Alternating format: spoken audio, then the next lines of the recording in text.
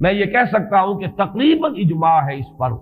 کہ یہ رات رمضان مبارک ہی کی ایک رات ہے۔ اس کی دلیل ایک تو یہ کہ القرآن یفسر بعضہ بعضا کے اصول کے مطابق قرآن مجید کے اندر سورہ بقرہ میں یہ واضح کر دیا گیا شہر رمضان الذی انزل فیہ القرآن،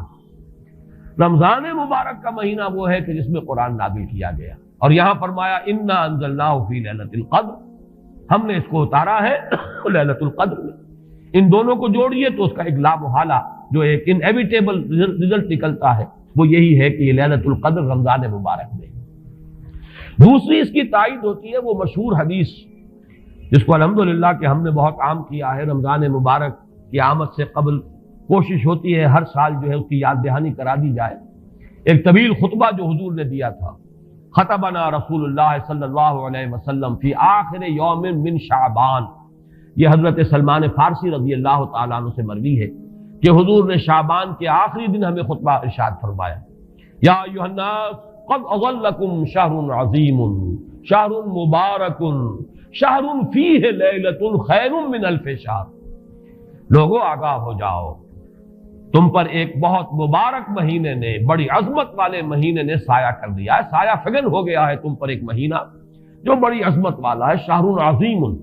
جو بڑی برکت والا ہے، شہر مبارک، اور تیسرا جملہ اس میں یہی ہے شہر فیہ لیلۃ خیر من الف شہر، وہ مہینہ کہ جس میں ایک رات وہ بھی ہے کہ جو 1000 مہینوں سے افضل ہے۔ ان دونوں چیزوں کے حوالے سے تقریباً دلائل بھی موجود ہیں، اور ویسے یہ کہ جیسا کہ میں عرض کر چکا ہوں اجماع ہے کہ یہ رمضان مبارک ہی کی ایک شب ہے۔ لیکن رمضان مبارک کی کون سی شب ہے؟ اس پر بعض مفسرین نے تو لکھا ہے کہ 40 قول ہیں۔ چنانچہ صاحب تفسیر مظہری قاضی ثناء اللہ پانی پتی نے، میں نے وہ تفصیل تو نہیں پڑھی، کہ 40 قول نقل کیے، لیکن امام راضی نے جو 9 قول نقل کیے ہیں وہ میں تیزی کے ساتھ آپ کو سنا دیتا ہوں۔ ابن رزین رحمہ اللہ کا قول یہ ہے کہ رمضان کی پہلی شب ہے۔ حضرت حسن بصری رحمت اللہ علیہ یہ ہے تابعین میں سے، اس لیے میں رضی اللہ عنہ نہیں کہہ رہا، رحمت اللہ علیہ، حضرت حسن بصری رحمت اللہ علیہ کی رائے ہے کہ یہ 17ویں شب ہے،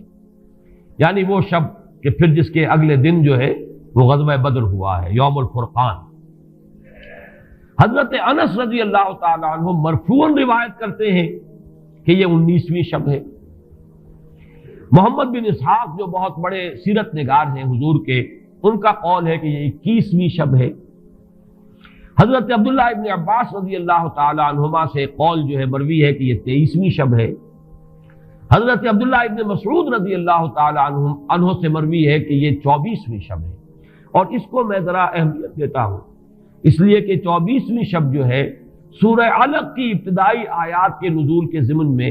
کچھ حساب کتاب کے جوڑنے سے 24ویں اور 25ویں شب کا بھی معاملہ جڑتا ہے، جو کہ میں نے آپ کو سورہ علق کے درس کے دوران بتایا تھا۔ اس کے بعد حضرت ابو ذر غفاری رضی اللہ تعالیٰ عنہ کا قول ہے کہ یہ 25ویں شب ہے۔ اس کے بعد حضرت ابی ابن کعب رضی اللہ تعالیٰ عنہ کا قول ہے، یہ وہ ہے جن کو کہ حضور نے خود فرمایا کہ اقرأہم ابی ابن کعب، قرآن مجید کے سب سے بڑے قاری حضرت ابی ابن کعب ہیں رضی اللہ تعالیٰ عنہ، اور ان کے بھی سینے پر آپ نے تھپکی دی تھی کہ ایک سوال کیا آپ نے کہ سب سے عظیم سورت کون سی ہے، اور جب انہوں نے صحیح جواب دے دیا سورہ فاتحہ، تو پھر یہ کہ اس پر حضور نے تھپکی دی کہ تمہیں اللہ تعالیٰ نے بہت صحیح مناسبت عطا کی ہے علم کے ساتھ۔ ان کی اور صحابہ میں سے بہت سے لوگوں کی رائے، یہاں تک کہ یہ کہا جا سکتا ہے کہ بقیہ اقوال جو ہیں وہ شاذ کے درجے میں ہیں، اور یہ گویا کہ اگر اجماع نہ کہا جائے تو بہت حد تک اتفاق کے درجے میں ہے کہ یہ 27ویں شب ہے۔ اور اس 27ویں شب کے ضمن میں حضرت عبداللہ ابن عباس سے ایک روایت میں پہلے آپ کو بتا چکا ہوں کہ 23ویں شب، لیکن 27ویں شب کے ضمن میں جو مختلف روایات حضرت عبداللہ ابن عباس رضی اللہ تعالی عنہما سے مروی ہیں، ان میں بھی کچھ لطیف نکات ہیں، وہ میں بعد میں بیان کروں گا۔ اس کے بعد ایک شاذ قول اور بھی ہے کہ یہ 29ویں شب ہے۔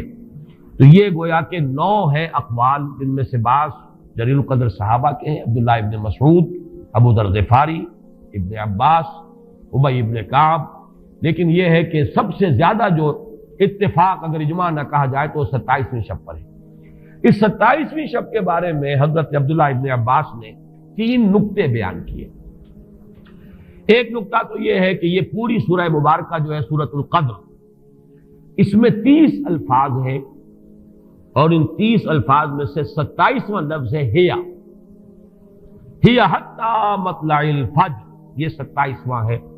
اس کے اعتبار سے گویا کہ انہوں نے ایک ربط قائم کیا ہے کہ یہ 27ویں شب ہے۔ ایک بات انہوں نے یہ کہی ہے کہ اللہ تعالیٰ کو وطر محبوب ہے، اللہ وطر و یحب الوطر، اللہ خود بھی اکیلا ہے اور وطر کو پسند کرتا ہے۔ پھر یہ کہ وطر جو ہے اب رمضان مبارک کے اندر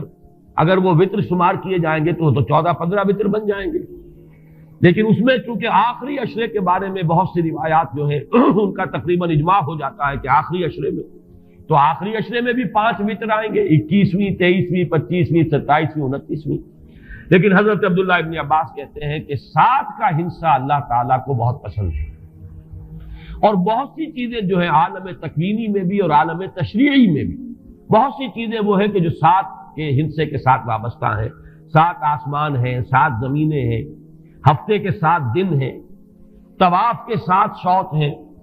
سعی بین صفا والمروہ وہ بھی 7 مرتبہ ہے، ادھر سے ادھر، ادھر سے ادھر 7۔ اسی طریقے سے سجدے کے اعضاء بھی 7 ہیں، تو اس سے انہوں نے پہلے وطر اور وطر کے بعد 7 کا ہندسہ، رمضان کے آخری عشرے کی وطر راتیں اور ان میں 7ویں رات یعنی 27ویں شب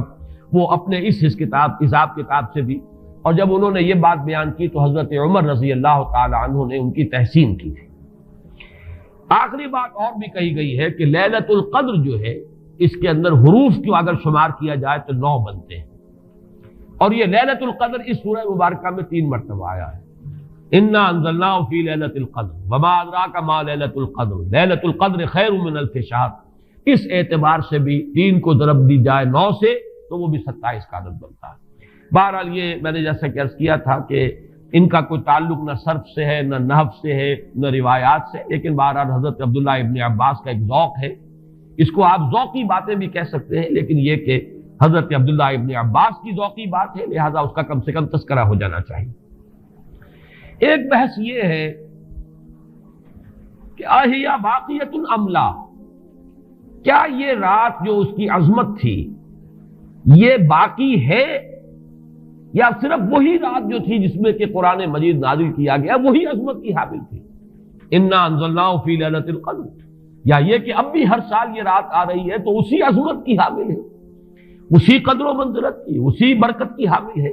اس پر بھی تقریباً ایک اجماع ہے کہ یہ لیلۃ القدر باقی ہے، ہر سال آتی ہے۔